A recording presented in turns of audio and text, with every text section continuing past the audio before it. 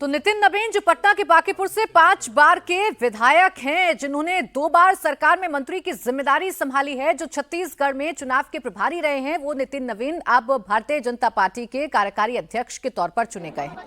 अब हर कोई ये सोच रहा है कि नरेंद्र मोदी ने नितिन नवीन में क्या देखा, नितिन नवीन में ऐसा क्या है कि बीजेपी पार्लियामेंट्री बोर्ड अगला कार्यकारी अध्यक्ष चुनने बैठी तो एक ही नाम पर सबकी सहमति बन गई। नितिन नवीन की वो खासियत क्या है जिसने उनको अमित शाह की पहली पसंद बना दिया, और नितिन नवीन में ऐसा क्या है कि नरेंद्र मोदी ने भी उनके नाम पर हां कर दिया? इसका जवाब मोदी के ट्वीट में ही है। पीएम मोदी ने नितिन नवीन को कर्मठ कार्यकर्ता, युवा और परिश्रमी संगठन का अनुभव, प्रभावी काम, समर्पण भाव और विनम्र स्वभाव का जिक्र किया। यानी बीजेपी के केंद्रीय नेतृत्व ने ऐसा कार्यकारी अध्यक्ष चुना है जिसे चुनाव लड़ने और चुनाव लड़ाने दोनों का अनुभव है। छत्तीसगढ़ चुनाव में सारे सर्वे कह रहे थे कि बीजेपी चुनाव हारेगी, कांग्रेस छत्तीसगढ़ में फिर से सरकार बनाएगी। बीजेपी को भी जीत का भरोसा नहीं था। तब मोदी ने 43 साल के नितिन नवीन को छत्तीसगढ़ चुनाव का प्रभारी बनाकर रायपुर भेजा था। नितिन नवीन ने चुनाव बदला, चुनाव लड़ने का तरीका बदला और छत्तीसगढ़ में सरकार बदल गई। कांग्रेस हार गई और बीजेपी की सरकार बन गई।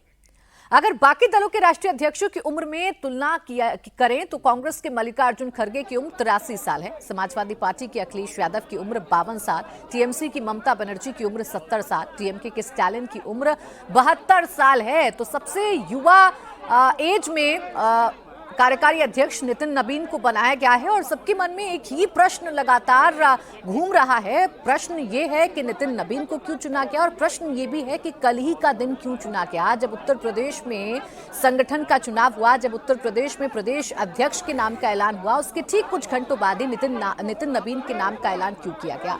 खास मेहमान हमारे साथ स्टूडियो में है अवधेश कुमार, सीनियर जर्नलिस्ट, और विनोद अग्निहोत्री, सीनियर जर्नलिस्ट के तौर पर हमारे साथ। आप दोनों का बहुत स्वागत। अवधेश जी, इस सवाल का जवाब पहले आप दे दीजिए। कल जब हम यूपी की चर्चा कर रहे थे, हम ये बात कर रहे थे कि यूपी में पंकज चौधरी को जिम्मेदारी दी गई है, एकाएक नितिन नवीन का नाम आना, कल ही के दिन को क्यों चुना गया?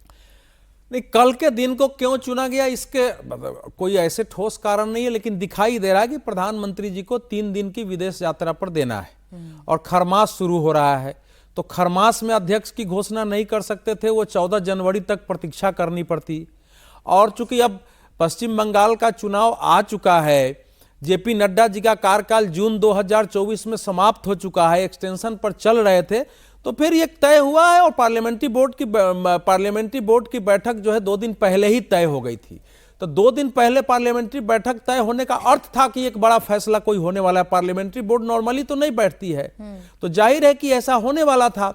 तो इस समय ये वो घोषणा करके इसलिए गए हैं कि अब इसके बाद जो पश्चिम बंगाल और बाकी चुनाव है, तो एक फुल फ्लेज्ड अध्यक्ष, हालांकि कार्यकारी अध्यक्ष को हम फुल फ्लेज्ड अध्यक्ष नहीं कहते हैं, लेकिन जब उनको बनाया गया है तो यह बात बताते हुए कि आप फुल फ्लेज्ड अध्यक्ष हो, और शायद पश्चिम बंगाल चुनाव के बाद राष्ट्रीय परिषद की बैठक बुलाकर और इसका अनुमोदन करा लिया जाएगा। कुछ लोग बता रहे थे कि 14 जनवरी के बाद कराएंगे, लेकिन मेरी जानकारी है कि नहीं, अब ये इसके पश्चिम बंगाल और बाकी जो चुनाव है उसके बाद कराएंगे। तो इसीलिए समय केवल इतना ही है कि खरमास है, प्राइम मिनिस्टर को विदेश जाना है, राष्ट्रीय अध्यक्ष की नियुक्ति में विलंब हो रही थी, ये करना आवश्यक था, इसलिए कर लिया गया। अब दूसरा इसके पीछे हो रहा है कि भाई प्रधानमंत्री नरेंद्र मोदी, अगर आप पिछले लंबे समय से देखें तो राज्यों में जब मुख्यमंत्रियों उपमंत्रियों का चयन हो रहा है, उसको इनसे जोड़ के देखें तो लगता है कि धीरे धीरे एक जेनरेशन चेंज जिसको कहते हैं कि आने वाले 25-30 सालों के लिए पार्टी को नेतृत्व थमा के हम जो है, जब मैं अगर पार्टी के नेतृत्व से स्वयं को अलग करूंगा, हटूंगा, तो उस समय तक एक हमारे नेतृत्व में काम सीखते हुए, बढ़ते हुए स्थापित नेताओं की एक फौज खड़ी हो जाए देश में।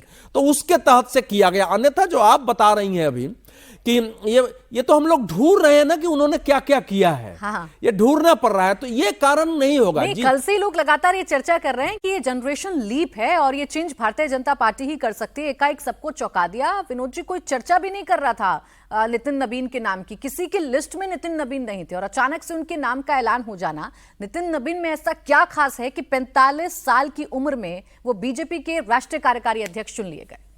देखिए, भारतीय जनता पार्टी और राष्ट्रीय स्वयंसेवक संघ, वो सही कहा अवधेश जी ने कि अपनी नई पीढ़ी तैयार करते हैं।